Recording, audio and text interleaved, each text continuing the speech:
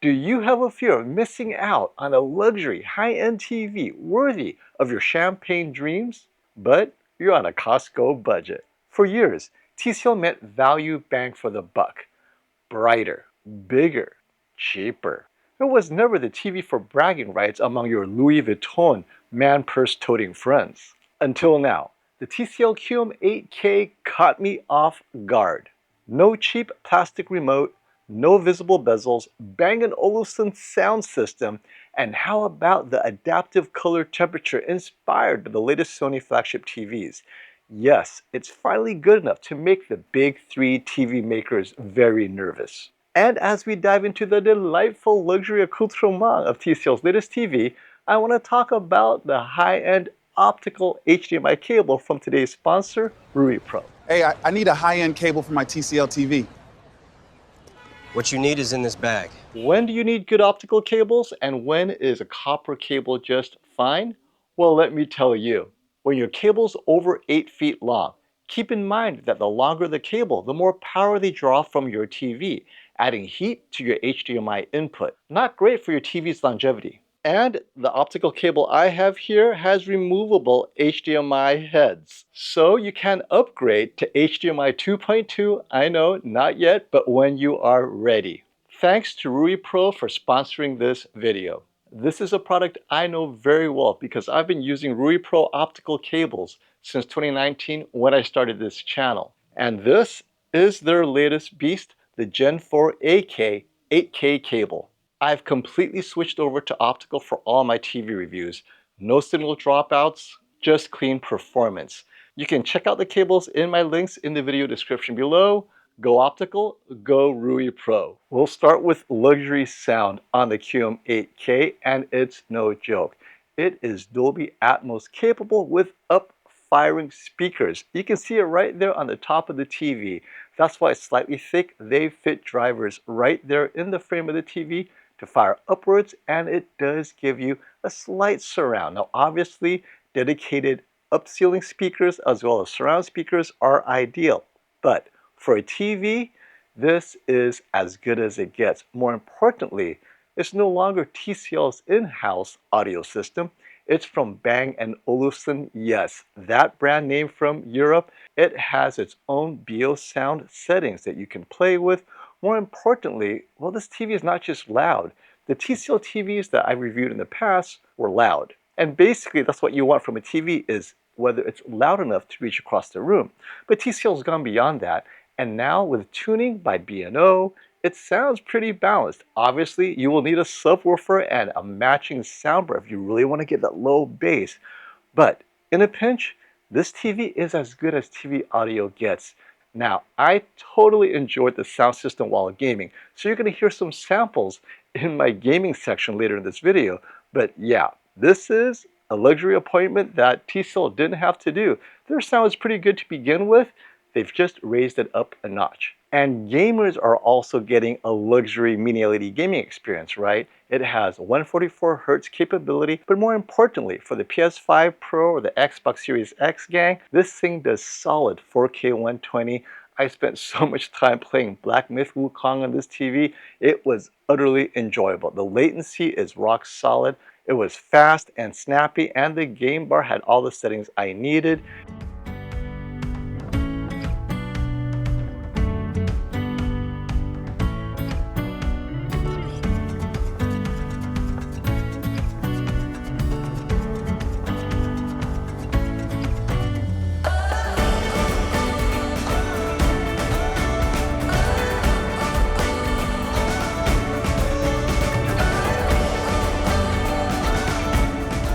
Now, here's a word of warning. It does have HGIG, but I've found turning it off kept the TV brighter and punchier in a bright room. But those of you who want that perfect HGIG setting, it's there for you. But again, I really enjoyed not having HGIG. I'm sorry, it just looked a little bit more vibrant without it.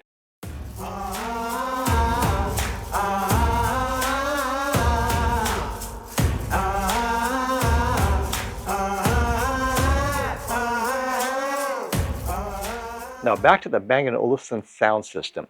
Check it out. As you can see, you can adjust your audio preference to bright or warm or energetic. Now since I'm gaming, let's compare the standard default to energetic.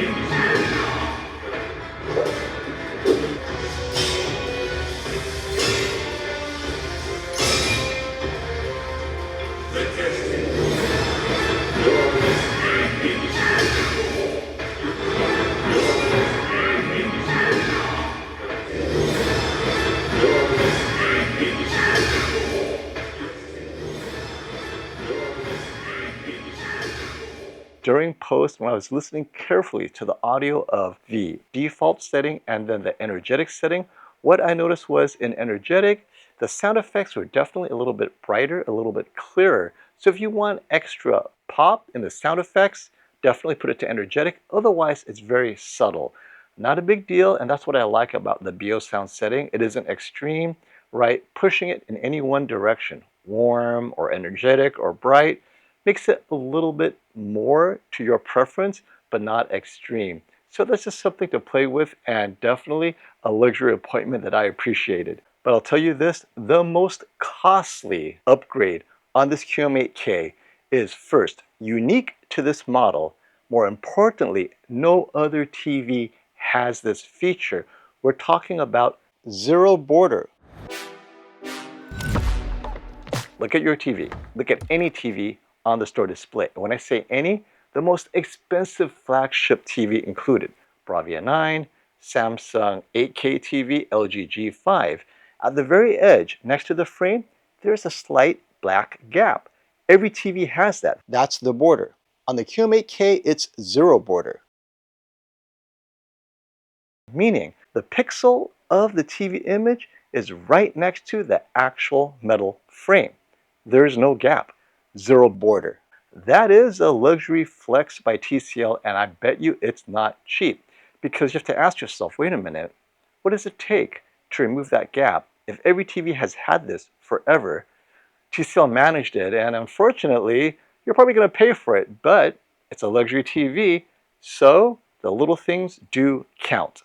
Just like your great-grandfather wearing leather underwear with 100% pure cowhide, right? Now for this fancy remote. TCL finally gets it. You touch this every day, brushed aluminum, chrome accents. This is the real deal. It means that TCL's finally taking luxury seriously. And don't forget, automatic backlit remote is included. Not on the G5, not on the Samsung, and only on the Sony Bravia 9 A95L, but now also on the QM8K. No more excuses for the big three. Get your backlit remote game on, folks. And of course, what's a great flagship TV without great image quality? I reviewed it up here against my reference monitor. It was amazing.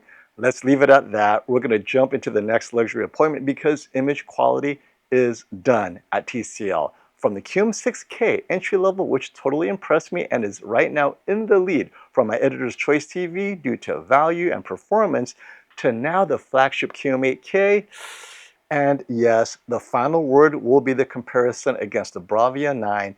The 65-inch QM8K is on its way, and I will do a comparison with the 65-inch QM8K against my 65-inch Bravia 9, which continues to be my reference mini LED TV. So we'll see how well it does against the Bravia 9. That is coming, which leads us to software, more specifically AI PQ image processing.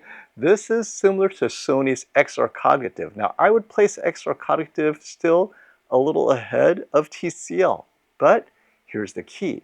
TCL is clearly learning from Sony, slowly adding the features that makes Sony XR Cognitive so uniquely awesome on their flagship TVs. Specifically, the Ambient Optimization Pro, I think it's called on the Sony. So what that does is, as your room gets brighter or the lighting in your room changes color, the TV settings, if you have ambient optimization, ambient sensor on the Sony, it does one of three things, or all three. It will match the lighting in your room so the image is a little bit brighter, not too dark. Number two, shadow detail in a room that's bright is going to be crushed. So it raises the shadow detail, and only that, right? And so your shadow detail, you're going to see more of it in a bright room than you normally would.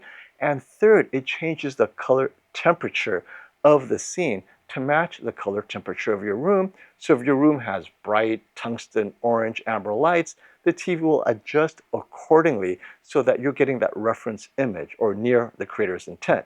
So TCL in the past has only had that luminance adjustment where the TV gets a little bit brighter if the room gets brighter. So it's been doing that.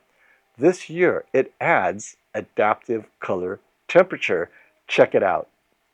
In a bright room, I'll tell you this, I'm leaving the auto ambient sensor on the TCL, and I'm also going to leave on the adaptive color temperature sensor, right? Both of those things I thought helped the TV, and in a bright room, it definitely did.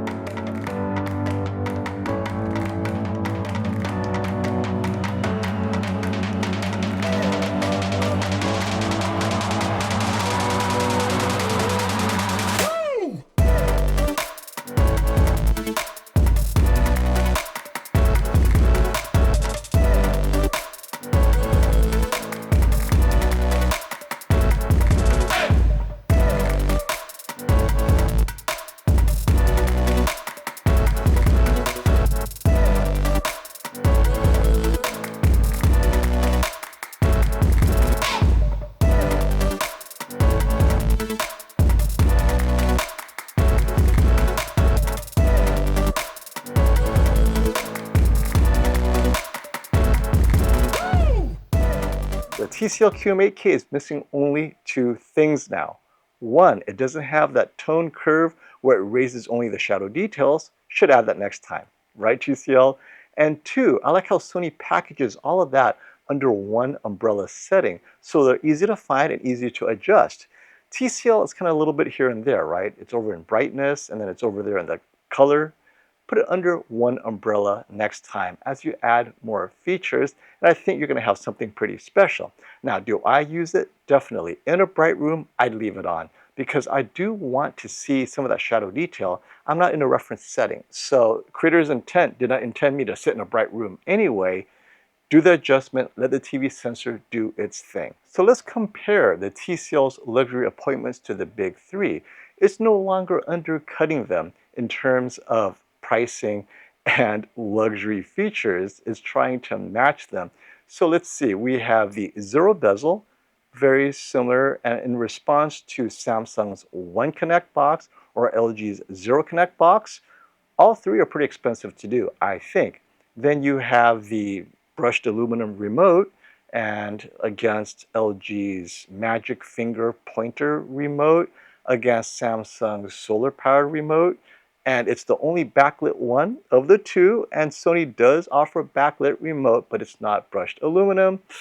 Argument as to whether that's luxury or not on the TCL or just tacky, but hey, they're trying. And then we have Samsung keeping its WHVA panel technology behind 8K TVs only. So WHVA, if you don't watch my channel often, it is the latest technology that allows you to go off angle on a mini LED TV and still see saturated colors, right? Because normally it's great on angle.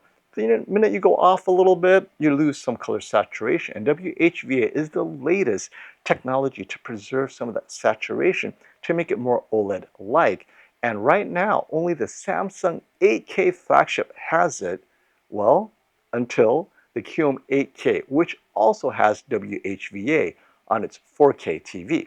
Add in the adaptive picture tuning like the Bravia 9 with audio that easily matches the Bravia 9. And this QM8K is making an argument for itself as belonging in the big three, which takes us to pricing. There's no free lunch, my friends. For example, the 65-inch Samsung 4K flagship mini LED TV, the QM90F, is $2,100. The 65-inch QM8K, $2,200, and the Sony Bravia 9 65-inch is $2,300. It's right there. Big boy luxury means big boy pricing, but the most important question is to come for you BMW bros out there. Is it enough to impress the ladies? I think he's a keeper. I saw his TV. Was it the 98-inch TCL with zero bezel?